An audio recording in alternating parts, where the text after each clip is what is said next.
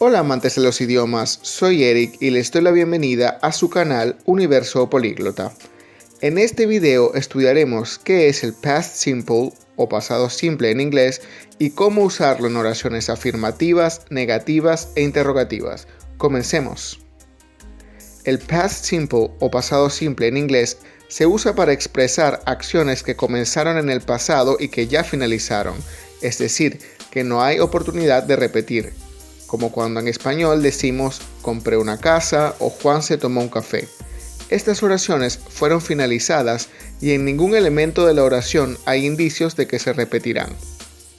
A diferencia de los verbos en presente, los verbos en past simple solo tienen una forma, y estos se dividen a grosso modo en dos grupos, los regulares y los irregulares. Los regulares son los que llevan una D o ED al final del verbo. Por ejemplo, I finished the book, terminé el libro. Acá el verbo finish se le agrega ed. El mismo caso sería si fuera una tercera persona del singular. Por ejemplo, she changed the password. Ella cambió la contraseña. Acá el verbo change ya tiene una E final, por lo que solo se agrega una D. Dentro de este mismo grupo de verbos regulares existen también otras pequeñas reglas. Los verbos terminados en Y se transforman en past simple reemplazando esta Y por IED, como por ejemplo el verbo try, intentar, que se transforma en tried. Por ejemplo, we try to go, nosotros intentamos ir. Para los verbos monosílabos compuestos de consonante, vocal consonante como stop, detenerse o parar, la última consonante se duplica. Por ejemplo, I stopped buying that. Dejé de comprar eso. Acá se ve que la P se duplica. Lo mismo sucede con verbos que tienen más de dos sílabas y la última sílaba es tónica, como prefer, preferir. Por ejemplo, he preferred the blue house. Él prefirió la casa azul. La R final es doble. La pronunciación de los verbos terminados en ed dependerá de la última letra del verbo. Si el verbo termina con D o T, la ed sonará como se escribe. Por ejemplo, el verbo end, terminar sería ended. Si el verbo terminara en consonantes sordas, es decir, que no vibran, como S, F, K, P, entre otras, el final ed sonará como una T. Por ejemplo, cook, cocinar sería cooked. Por último, si el verbo terminara en consonantes sonoras como L, M, V, B, G, Z, entre otros, el final ed sonará como D. Por ejemplo, el verbo learn, aprender, sería learned. En cuanto a los irregulares, no existe una regla. Cada verbo se transforma a su manera y es necesario memorizarlo. Algunos verbos comunes con su versión en past simple son be, was y were, verbo ser, que es el único que tiene dos formas, was para singular y were para el plural. Make, made, verbo hacer. Take, took, verbo tomar. Buy, bought, verbo comprar. Go, went, verbo ir. Come, came, verbo venir. Write, wrote, verbo escribir. Read, read, verbo leer. Este verbo se escribe igual, pero se pronuncia diferente en el past simple. Eat, ate, verbo comer. Get, got, verbo obtener. Have, had, verbo tener. Do, did, verbo hacer y auxiliar de pasado, entre muchos otros.